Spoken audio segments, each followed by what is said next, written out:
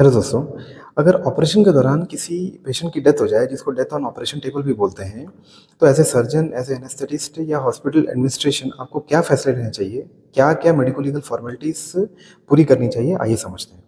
तो इसे एक केस के माध्यम से समझते हैं। हाल-फिलहाल में एक यंग एडल्ट फीमेल की ऑपरेशन के दौरान डेथ हो गई।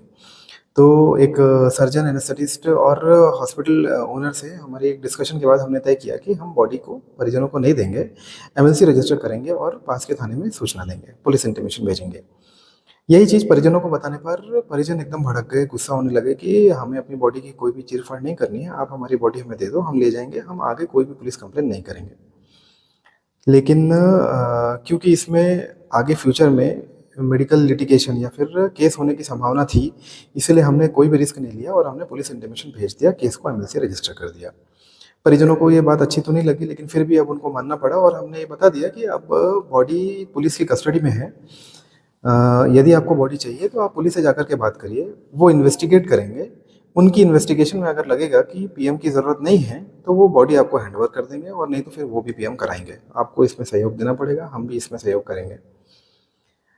तो अगले दिन पुलिस से बात करने के लिए जब परिजन गए, तो पुलिस वालों ने उन्हें बोला कि आप हमें एक लेटर लिख कर के दो, जिसमें आप ये लिख दीजिए कि आपको ऑटोप्सी नहीं करानी है, पीएम नहीं कराना है। वैसा ही उन्होंने किया, परिजनों ने थाना प्रभारी के नाम पे लेटर दिया।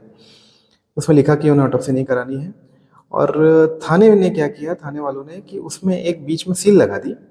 सील के बीच में साइन कर दिया और ये बोल दिया कि आप जाकर के डॉक्टर को दिखा देना, डॉक्टर आपको बॉडी दे देंगे।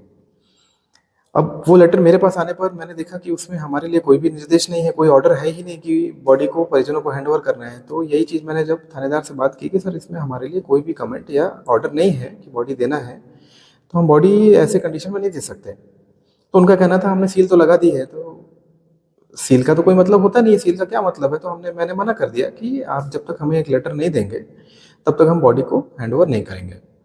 तो उन्होंने अल्टीमेटली कोई लेटर हमें इश्यू नहीं किया और बॉडी की ऑटोप्सी हुई। तो आपके लिए एक मेरी मेडिको लीगल सलाह यही है कि ऐसे केसेस में कई बार सर्जन बोलते हैं ऑटोप्सी की ज़रूरत नहीं है, कई बार एनेस्थेटिस्ट बोलते हैं ऑटोप्सी की ज़रूरत नहीं है, हॉस्पिटल एडमिनिस्ट्रेशन भी कई बार ऐसी डेथ्स को छुपाना चाहते हैं, तो ऑटोप्सी के लिए रेडी नहीं होते, रेडी होते हुए तो बताते नहीं किसी को। तो मेरी ये सलाह आपको है कि ऐसे केसेस को आप एमएलसी रजिस्टर करिए और पुलिस को इंटीमेशन भेजिए।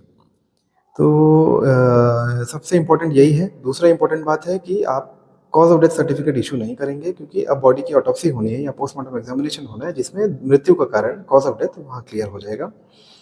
बॉडी में कोई भी अगर लाइन लगी हुई थी, जैसे आईवी लाइन हो गया या एंडोट्रेकियल ट्यूब हो गया, सेंट्रल लाइन हो गया, आईसीडी हो गया, चेस्ट ट्यूब हो गया, कोई भी ट्यूब अगर पेशेंट को लगी हुई थी तो आपको उसको रिमूव नहीं करना है। वह यथावत जैसा का जैसा बॉडी है वैसे ही आपको सर्जन को ऑटोप्सी के लिए भेज देनी है।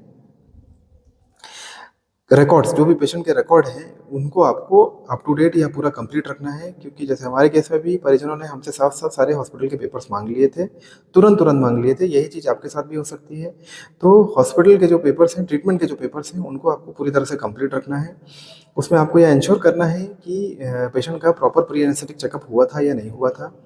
सारे expert consultation, lab investigation, heart का इवैल्यूएशन, ईसीजी, इको हेड से लेकर के पूरा टो तक एग्ज़ामिनेशन आपने किया कि नहीं किया, माउथ का एग्ज़ामिनेशन किया कि नहीं किया, ये सारी चीज़ें प्री एनेस्थेटिक चेकअप में आपको करनी है। एनेस्थेटिस्ट उनको देखेगा, उनको लगेगा कि हाँ, ये पेशेंट आगे ऑपरेशन के लिए लिया जा सकता है, तो आपने चेकअप कराया था या नहीं कराया था?